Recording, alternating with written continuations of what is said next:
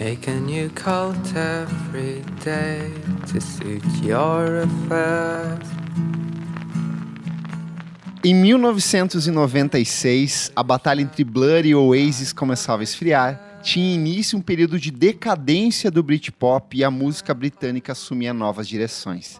Nesse cenário marcado pela transformação e ecos além-mar que também punham fim a outro importante movimento, a cena grunge de Seattle, dois amigos do Stow College em Glasgow, Stuart Murdoch e Stuart David, deram início a um novo projeto. Era o Belle and Sebastian, grupo improvisado como parte do curso de música frequentado pelos dois artistas, mas que viria a se transformar em um dos projetos mais influentes e queridos da cena escocesa. Roger Valença, seja muito bem-vindo aqui ao nosso podcast. Feliz Obrigado. Demais de ter você aqui. Que honra ser convidado. E eu já quero começar perguntando como que foi seu primeiro contato com essa banda maravilhosa, Belle and Sebastian. Então, eu não sei exatamente, eu tava tentando me lembrar de como o Belle and Sebastian apareceu na minha vida. Mas era uma época... provavelmente eu baixei alguma coisa no SoulSeek, assim. Uhum. E tinha talvez alguma indicação de algum amigo também, um ou outro amigo que gostava de procurar bandas esquisitas, né, pra gente daqui do interior na época. Mas eu me lembro que o primeiro disco que eu ouvi foi o If You're Feeling Sinister. Logo de cara foi esse, então. Foi esse, e foi uma sensação, assim, rara de ouvir o disco e sentir que aquilo ali tinha sido feito pra mim, assim. Uhum. Que me identifiquei Você lembra que muito. idade você tinha quando você ouviu? Então, eu devia ter provavelmente uns 15, 14, Legal. Algo assim. Uhum. E como que foi esse primeiro impacto do disco pra você? Cara, era um período que eu tava começando a aprender a tocar violão também, e a maneira como o Murdoch canta, né, que é esse jeito suave de cantar, assim, Sim. E os acordes maiores e harmonias. As harmonias são simples, as músicas são muito melodiosas, né, as melodias são super bem trabalhadas, assim, mas as harmonias são relativamente simples. Então, eu me lembro que eu me identifiquei muito com aquilo, e depois a gente pode até falar melhor disso, mas pensando hoje sobre o disco, eu reparei que foi o disco que me inspirou a começar a querer tirar música de ouvido. Legal. E fazer de verdade, assim, tocar violão mesmo e tal. Que legal. Cara, o meu contato com eles foi ali em 2006. Eles lançaram o The Life Pursuit, que talvez seja um dos mais pops da carreira da banda, assim. Foi um disco que meio que reposicionou eles, principalmente pro mercado americano. Eu lembro que eu ouvi, não bateu, talvez porque na época eu tava com a cabeça muito mais ligada em, sei lá, tinha o disco novo dos Strokes saindo e aquilo parecia sim. ser muito mais interessante pra mim. Acho que eu tinha uns 15, 16 anos quando eu fui ouvir. Então eu lembro de ter achado interessante, mas nunca ter dado assim devido crédito, devida importância. E aí, quando eu entrei na faculdade, eu comecei a descer muito em Smiths e outras coisas assim da cena inglesa. E aí e outros artistas da cena inglesa e da cena escocesa também, e de um jeito ou de outro meio que todo mundo aponta pro Belle and Sebastian, assim, todo mundo fala, eu gosto de Belle and Sebastian. Eu lembro que eu ouvia muito um cantor sueco que é o Jens Lekman, Sim. Ele é declaradamente influenciado pelo Belle and Sebastian, o jeito dele de cantar e de compor é muito parecido com o Murdoch, que são essas canções que parecem mais crônicas, musicadas, às vezes parece que ele tá simplesmente lendo um texto e transpondo isso em formato de música. Então isso me estimulou a ir atrás da banda. Na mesma época também teve aquele livro lá, o 1001 Discos para se ouvir antes de morrer, e ele referenciava 2 discos, que era o Tiger Milk e o If You're Feeling Sinister. Então o Tiger Milk foi o primeiro que eu de fato embarquei. Eu acho que a capa, ela é muito atrativa, ela é muito misteriosa, aquela mulher que era namorada do Stuart Murdoch, tipo, dando leite pra um boneco, assim. Ela era namorada dele? Ela era namorada dele, ela aparece em mais um outro single da banda também, assim. E aí eu lembro que ali eu embarquei, eu fui, eu acho que a coisa das capas, de serem sempre capas com a mesma fonte, com o mesmo duotone, a mesma estética, é uma coisa que chama muita atenção, que é uma coisa que eles também se inspiraram nos Smiths, de ter essas padronizações, né, para as capas. Mas o disco que a gente vai comentar hoje aqui, eu acho que eu só fui embarcar de fato quando eu vim para São Paulo, na vida adulta, assim, Aí eu acho que os dramas, as coisas que ele apresenta ali, eu acho que fazem muito mais sentido quando você dá uma amadurecida um pouco maior, sabe? E presta de fato atenção nas letras que ele tá apresentando ali, né?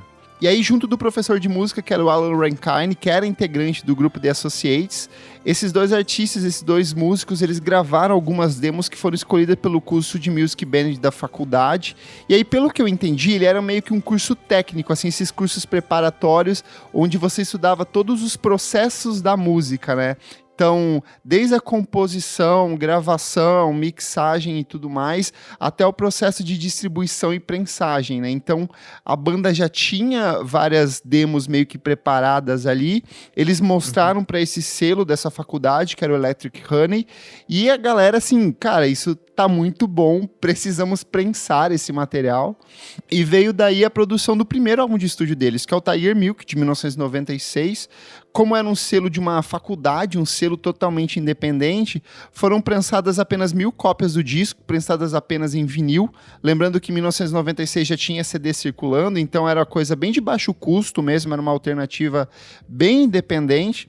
E eles distribuíram esses discos para amigos, para as pessoas que iam nos shows da banda, para a parte da imprensa local ali.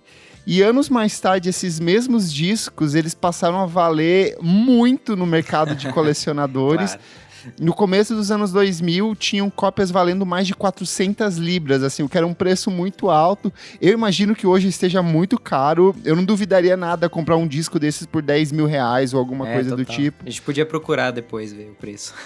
Deve ser muito raro, pô. São 1.000 cópias. A primeira pensagem, pô, isso tem um valor de mercado do colecionador altíssimo, né? Tem. E aí, já nessa época, a banda contava com a Isobel Campbell, que é outro nome muito importante do Belle Sebastian, que duraria até o começo dos anos 2000, o Chris Gods, o Richard Coburn, o Steve Jackson e o Mickey Cook. E eles faziam essas canções, a dupla meio que se revezava ali, mas o Stuart Murdoch era o grande compositor. E com esse trabalho em mãos, a banda começou a atrair uma atenção do público, mesmo muito arredio ao próprio público e à imprensa local. Eles conseguiram despertar esse fascínio das pessoas e eles não tardaram a assinar o primeiro contrato deles com uma gravadora de médio porte, que era a Gipster Records, que foi onde depois o Snow Patrol seria apresentado também. Eles ficariam com eles durante mais um tempo. E aí tem um aspecto muito importante, como o Murdoch e toda a banda de maneira geral era muito alheia a entrevistas e esse processo de divulgação, uma das cláusulas do contrato deles é que eles não seriam obrigados a trabalhar na divulgação de single, de produzir clipe e todos os processos, né, envolvendo uma distribuição do disco, tanto que muitas das fotos de divulgação que eles usaram na época eram fotos de amigos ou pessoas conhecidas deles, então nenhum dos membros se envolviam com isso. E vem daí o conceito das capas de discos, de serem pessoas próximas, serem as escolhidas para figurar nas capas, né? Cara, isso eu lembro que eu ficava, assim, fascinado e transtornado, porque eu não tinha acesso a saber quem eram essas pessoas, assim, e não dava pra saber, eu ficava tentando imaginar, e eu lembro que esse mistério, pra mim, era um dos fatores que me fascinavam, assim. Sim. Eu ficava querendo saber, assim, muitos anos depois, quando eu fui ver a cara deles, né, a formação da banda, eu falei, assim, só podiam ser eles mesmo, né, porque tem um trejeito, assim, que condiz muito com a música que eles fazem, mas essas pessoas... Apareciam fotos de pessoas que não eram eles, assim, que nem você falou. As capas não mostravam ninguém também, os encartes não tinha nada. E não dava pra saber se eram 15 pessoas, 3... Isso era muito legal. Eu ficava enlouquecido É porque quando coisa, você ouve, assim, a primeira vez, as músicas deles normalmente começam, assim, muito diminutas. Às vezes é uma levada... Às vezes é só a voz, ou uma levada de voz e violão. E aí vai entrando um monte de coisas ali no meio. Tem metal, tem arranjo de cordas, tem a bateria que vai destacando, tem sintetizador, tem piano, tem uns coros de vozes. E aí você fica com uma sensação de que, sei lá, são 20, 30 pessoas envolvidas ali. Só que você não tem certeza de nenhuma delas, né? Porque cada capa de disco era uma capa diferente, com pessoas diferentes. Até hoje tem muita gente que olha pra capa do Tiger Milk e acha que era uma pessoa da banda ali amamentando aquele bichinho de pelúcia, né? Sim, total. E aí, assim, após o lançamento do Tiger Milk e desse culto em torno da banda, assim, um culto ainda muito pequeno, não tardou para que eles entrassem em estúdio e produzissem, logo, poucos meses após o lançamento do Tiger Milk, o segundo álbum de estúdio deles. Pra mim, talvez seja o primeiro oficial, assim, no sentido de ser por uma gravadora de fato, com um processo mais estruturado por trás, que é o If You're Feeling Sinister. Você já falou, assim, que na época te impactou. Reouvindo o disco agora, você sente que ele pesa diferente? Como que foi esse retorno a esse disco maravilhoso pra você? Eu acho que quando você é adolescente e passa pelas mesmas... E o disco te transporta pra esse universo, assim, dessa angústia jovem adulta, assim, eu acho que tem um impacto maior mesmo, de ter uma angústia existencial, assim, de você ainda não estar encaixado no mundo, né? Eu acho que pega mais, assim, mas depois do seu convite eu ouvi o disco de novo, assim, e achei lindo, ainda um disco que super ouço inteiro, inclusive ouço inteiro mesmo, assim, acho que da discografia do Belle Sebastian, esse é um que dá pra pôr do começo ao fim feliz, assim. Sim. Eu acho que a coisa mais interessante nele é como ele é um disco muito curto ali, são 40 e poucos minutos, ele é muito enxuto, são 10 músicas, ele se resolve de um jeito muito interessante, e aí eu acho que criou-se essa impressão do Belle Sebastian como um grupo folk, mas aí, reouvindo para gravar esse programa, eu reparei o quanto esse disco é barulhento, assim, quando você pega ali Me and Major, que ela tem aquela levadinha da gaita, mas se você presta atenção nas guitarras que estão rolando ao fundo, é uma distorção sujona, assim, é quase um shoegaze o que eles fazem ali no fundo da canção. Like Dylan in the Movies também, tem uma sessão instrumental que vai entrando, entra um piano, aí entra um trompete, aí entra um violino, um violoncelo, vai entrando, tudo vai se encaixando assim, de repente tem uma camada super grossa, assim, né, de coisas acontecendo, só que não soa pesado, né? Sim, é muito curioso isso, assim. Eu acho que é um pouco do que o próprio Smiths, que de novo era a grande referência deles, e o Felt e outras dessas bandas da década de 1980 ali, que faziam esse pop altamente, esse som pop melódico, mas que do nada enveredava para uma guitarra barulhentíssima ali no fundo. Esses pequenos contrastes, para mim, foi o que mais me chamou atenção reouvindo esse disco, sabe? E eu sinto que é uma coisa que acabou se perdendo nos outros trabalhos da banda. Eles lançaram um disco muito bom esse ano, assim, que eu gostei demais, principalmente pela questão das letras, que vai abordar algumas coisas, vai apontar ali para a questão da guerra na Ucrânia e outros conflitos pós-pandêmicos, mas eu sinto falta dessa coisa de repente, você ser arremessado para um lugar onde está tudo muito ruidoso e aí silencia. Esses altos e baixos é uma coisa que eu sinto que eles fazem muito bem nesse disco, mas que acabou se perdendo dali para frente, sabe? Ah, sim. Talvez tenha a ver... Eu não sei se a formação da banda se manteve a mesma, mas eu acho que pode ter a ver com o jeito como eles faziam as músicas, assim. Eles gravaram o primeiro, vivo, né? o Tiger Milk e o If You're Feeling Sinister ao vivo, que é bizarro, assim. É muito bom, né? Tipo, 15 pessoas gravando uma música ao vivo é muito difícil de fazer. Então, acho que tinha um ensaio, assim, uma energia, uma disposição, uma coesão ali dos músicos em fazer aquilo ao vivo. Acho que dá essa cara mais pra música, assim. Sim. Acho que ela fica com mais dinâmica também, porque pra resolver todo mundo ao vivo, você precisa inserir a dinâmica nas músicas, assim, do jeito na hora. Não sei, imagino que possa ter a ver, assim. Faz sentido demais. Eu acho que também tem uma questão de... É muito nítido o salto que eles dão ali do Tiger Milk, que era um disco bem improvisado, bem com baixíssimo orçamento pro If You're Feeling Sinister, que tinha um pouco mais de investimento ali. Tem até a produção do Tony Dugan, que é um cara que tinha trabalhado com o Teenage Fan Club, com Delgados, então ajuda a meio que envelopar isso de um jeito bastante interessante. Mas eu acho que o If You're Feeling Sinister, assim como tudo que o Belle Sebastian vai fazer pelos próximos anos, ele é muito centrado nas letras do Murdoch, e eu acho que é aí que tem o ouro desse disco, porque ele tem um conceito de universalidade, assim, de dialogar com... Eu lembro que a primeira vez que eu parei para prestar atenção nas letras, eu falava, cara, tem muitas coisas ali que estão falando comigo de um jeito muito forte, sabe? Sim, E é um total. cara em Glasgow, do outro lado do Atlântico, falando sobre coisas que são problemas mundanos o tempo inteiro, né? Essa coisa, a sensação de deslocamento que ele trata dos personagens, eu acho que é muito interessante, sabe? Super. Isso também me pegou super, assim, quando eu comecei a prestar atenção nas letras, esse aspecto narrativo que tem, né? É muito mais puxado pra prosa do que pra poesia, a música do Belle Sebastian. Tem até um disco que chama Storytelling, que eu acho que a contação de histórias é de fato a grande força, assim, do Belle Sebastian. Mas isso me fascinou também, até nessa onda de querer começar a fazer coisas iguais, eu comecei a escrever música que era puxado mais pra prosa do que pra poesia. Hoje em dia mudei completamente, assim, de rumo. Mas de fato, claro que tem uma preocupação com a estrutura e com a rima na letra da música, mas o aspecto da contação de histórias é muito forte. Cara, eu quero perguntar pra você quais são as suas músicas favoritas desse disco, o que mais te toca ouvindo If You're Feeling Sinister? Cara, então, eu sempre falo que, como eu tenho um trabalho com crítica, estudei bastante crítica de arte, assim, que as coisas que você gosta são as coisas nas quais você se reconhece, querendo, assim, conscientemente ou não, às vezes é inconsciente, assim. E If You're Feeling Sinister, pra mim, a música If You're Feeling Sinister me pegou imediatamente. Eu tive uma criação bastante religiosa na minha infância. Então, e sempre senti bastante deslocado nos lugares em que eu frequentava. E com essa angústia, assim. E If You're Feeling Sinister fala sobre isso, assim, né? Sobre... acho que dos discos...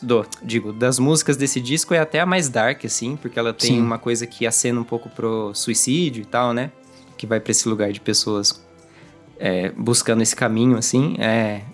Mas é esse lugar de buscar uma resposta pra essa angústia muito forte, assim. Me pegou muito, assim. A história, do jeito que ele conta, que ele vai apresentando os personagens. Sim. E depois essa menina que vai na igreja e depois ela é interessada em SM, né? Sadomasoquismo e a Bíblia, assim, tipo... Ele captura muito bem esse lado obscuro, assim, que não se fala... Que é natural, que é humano e tal, essas perversões... Perversões não, enfim, que é visto como uma perversão pela... Mas são prazeres ocultos para algumas das pessoas, né? Prazeres que é natural, é super humano e tal, né? Mas ele consegue captar para mim o lado humano dessas dores, assim, desses prazeres ocultos, assim. Sim. Os dois meninos na cama, né?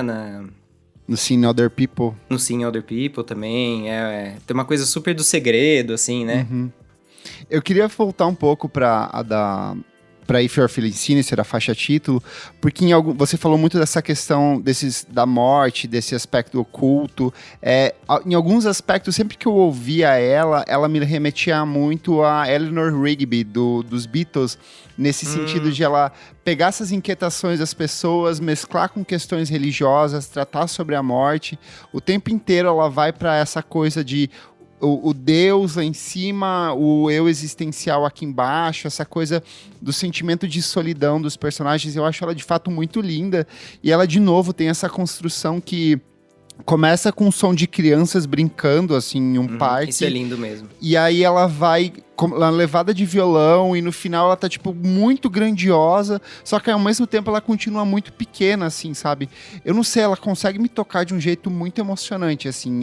O fechamento lá com aqueles sintetizadores e as vozes, e a levada do violão, que é quase uma batida ali em alguns aspectos, sabe? E a forma como ele potencializa essa letra que, sei lá, poderia ser só mais uma letra triste, mas ela tem tantas camadas, tantas coisas acontecendo ali, né?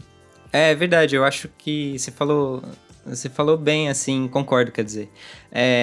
Que a contação de histórias, acho que atingiu um ápice, assim, nesse disco, nessa música específica, porque tem uma ambientação, né, que já te leva para aquele ambiente da escola ou do parque, das crianças brincando, assim, e começa a apresentar os personagens, e depois ainda vem a harmonia da música que vai complexificando tudo, assim. Sim. Você falou também da Seeing Other People, essa é outra que eu acho lindíssima, porque a abertura dela de piano me lembra sempre a trilha do Snoopy, que do Natal. do Charlie Brown, a levadinha de Charlie Brown ali, lembra muito, assim, aqueles pianos. Total, e aí a tem letra, mesmo o DNA, assim. E aí a letra, que são esses dois personagens homossexuais, um enrustido, o outro não, e esses dilemas entre os dois, assim. E eu acho muito incrível a forma como o Murdoch, ele vai para personagens... ele é um homem hétero e ele vai para uns espectros, assim, muito diferentes daquilo que é ele, sabe?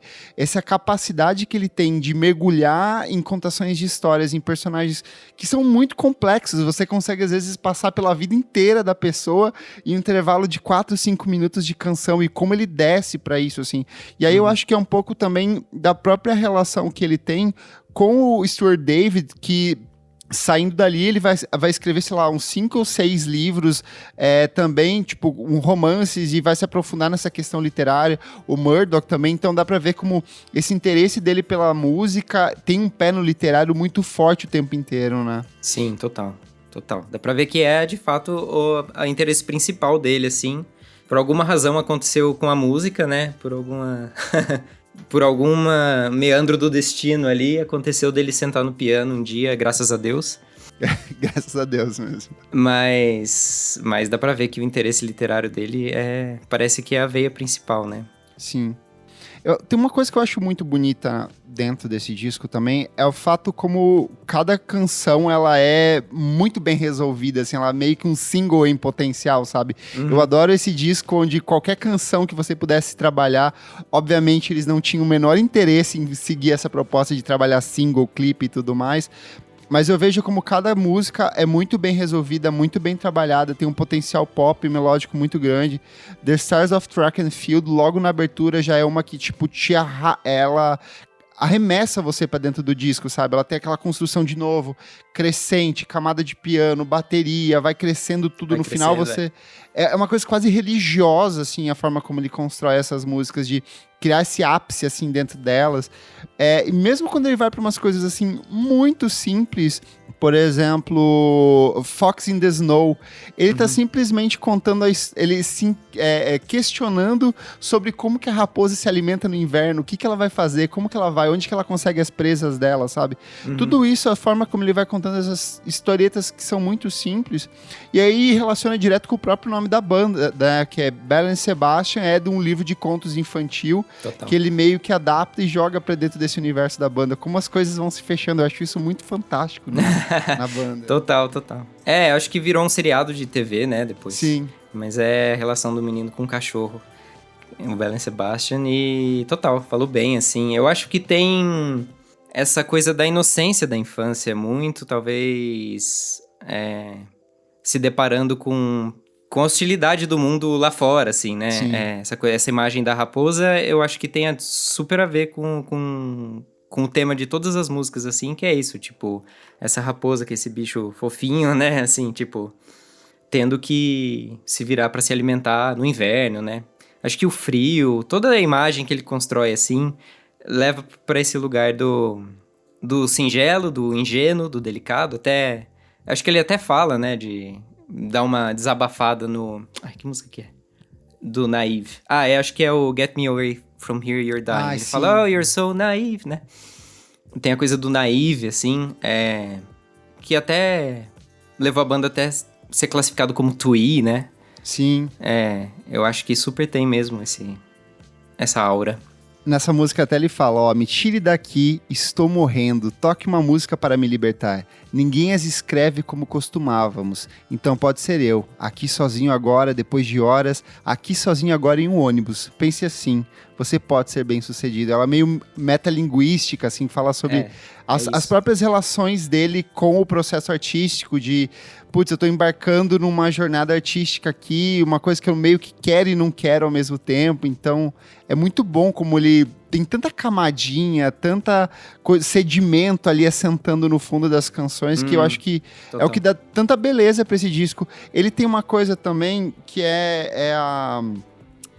as coisas que o o Simon e o Garfunkel faziam, sabe? Que eles eram muito classificados como essa dupla de fazer música para adolescentes, música de colegial, mas eles conseguiam compactar muita informação dentro de coisas que eram muito simples, sabe?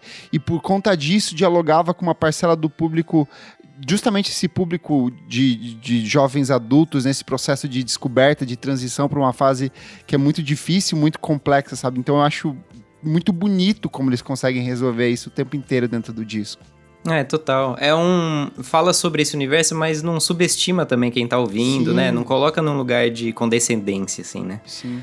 E olha só, embora o disco tenha tido uma vendagem bem modesta, ele alcançou a posição de 191 na parada inglesa, o If You're Feeling Sinister acabou se transformando em uma das obras mais cultuadas e influentes da década de 1990.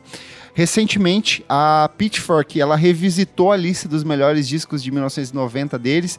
Esse disco já estava lá, vários trabalhos saíram, eles abraçaram uma proposta um pouco mais pop, mais voltada ao R&B, mais de valorização das mulheres nessa nova leva da lista, mas o Belle Sebastian com o If You're Feeling Sinister continua lá, ele está na posição de número 25 dessa lista da Pitchfork.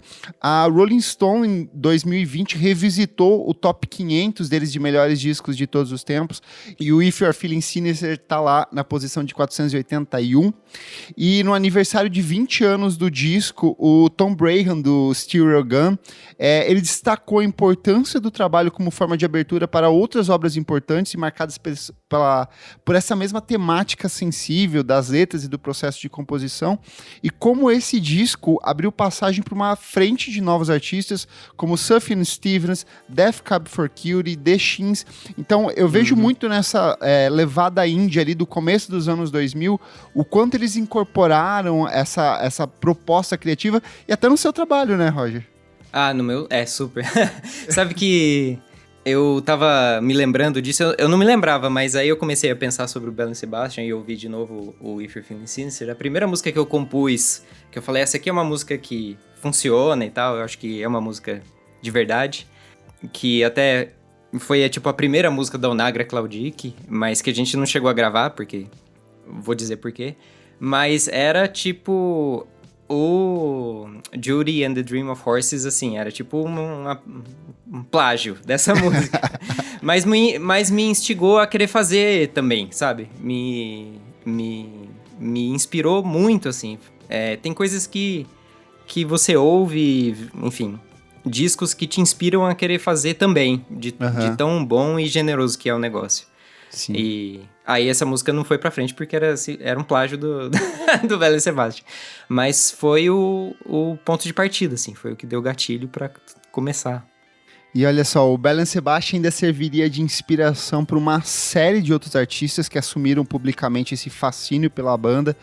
Kings of Convenience é um que carrega na essência a proposta criativa do Belle Sebastian, The XX, Tegan and Sara, o Jens Lackman, que eu já citei aqui, Los Campesinos e outros inúmeros artistas e outros artistas que vão redescobrindo esse trabalho da banda. Eu acho que Japanese Breakfast também tem toda essa linha... Sim, sempre que essas questões autobiográficas pra dentro do disco sempre remetem a eles, né? Total.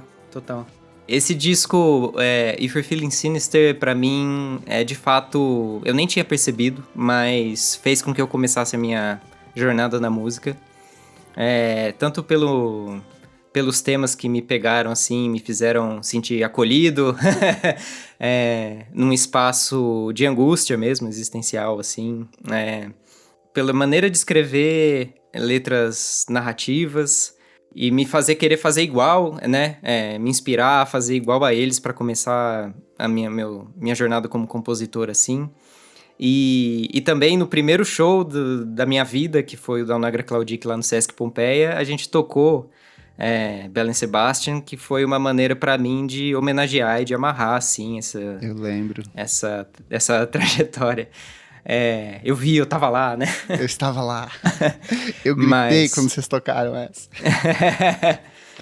Mas é isso, é um disco de uma importância enorme pra mim. Tenho certeza absoluta, como você disse, sobreviveu ao teste do tempo aí, né? Entrou pras listas de melhores de todos os tempos e subiu de posição em alguns casos.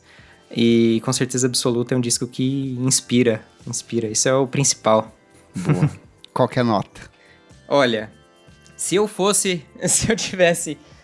ainda fosse um jovem, seria 10 de 10, mas como eu sou um pouco mais velho, eu ouvi já assim, pensando no passado, eu vou dar 9 de 10. Boa.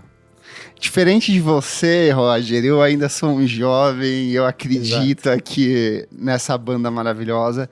Esse disco pra mim é perfeito, ele é um disco nota 10, assim. E eu acho que o mais curioso é toda vez que eu retorno a ouvir as canções desse disco, e eu retorno várias vezes ao ano, porque esse é um daqueles discos que nunca saem do meu celular, ele tá sempre baixadinho ali no Spotify, eu vou redescobrindo coisas novas. Durante a pandemia, ele foi um disco que eu acabei voltando várias vezes, porque ele trata dessa sensação de isolamento, de deslocamento total do mundo de um jeito muito sensível, muito honesto, mas com um fundinho de sarcasmo, assim, porque eu acho que os personagens que o Murdoch trabalha, eles não são ingênuos em nenhum momento, sabe? Eles são sempre pessoas que são... É quase a Fleabag, assim, sabe? Meio que você olhando, dando aquela olhadinha pra câmera o tempo inteiro, sabe? Então... Mas eu acho que quando eu cheguei em São Paulo, esse disco foi muito importante pra mim por isso. Durante a pandemia, ele foi muito importante pra mim por isso. E eu acho incrível o quanto ele consegue mergulhar nessas histórias que são histórias mundanas, são histórias de pessoas que a gente conhece, são histórias de personagens que você encontra em folhear de páginas de livros à torto e direito, assim, mas como ele consegue fazer um twist ali, uma viradinha que torna essas coisas tão simples, tão complexas ao mesmo tempo. E eu acho que muitas vezes o simples é mais complexo do que o complexo, sabe? A forma como você traduz essas coisas é muito difícil, né? E para além disso, musicalmente ele é um trabalho muito bem desenvolvido, sabe? Essas canções, essas melodias acústicas que de repente te jogam para dentro de uma distorção enorme, de um fuzz, entra metal, entra piano, entram cores de vozes, entram palmas, entram batidas, entra tanta coisa ali. Então eu acho que é um trabalho nota 10, assim. Eu gosto muito do trabalho seguinte também, The Boy with Arab Strap, eu acho que é um disco excelente. Eu acho que eles têm várias canções interessantes ao longo da carreira, mas eu acho que nenhum disco que o Belle Sebastian produziu foi tão eficiente e tão... além do próprio tempo dele, quanto o If You're Feeling Sinister. Eu acho que, sei lá, daqui 20, 30 anos as pessoas ainda vão estar redescobrindo esse disco e vão estar encontrando nos sentimentos que o Murdoch trabalha, meio que respostas, outra vez, outras inquietações para as próprias vidas, sabe? Então é um trabalho que eu acho que uma das coisas mais bonitas, assim, dos grandes trabalhos, grandes obras de arte, é justamente isso que você falou. O tempo passa e a obra continua respondendo às inquietações de diferentes contextos.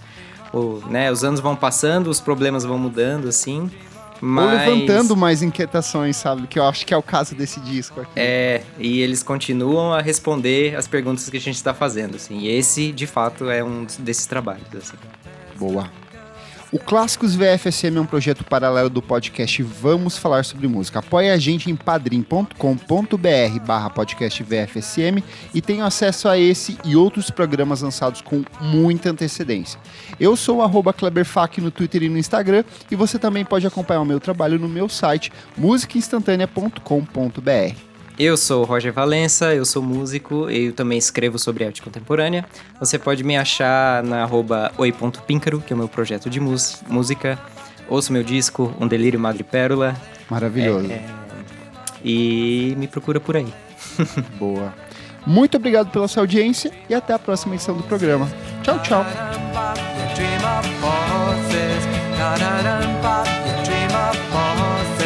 La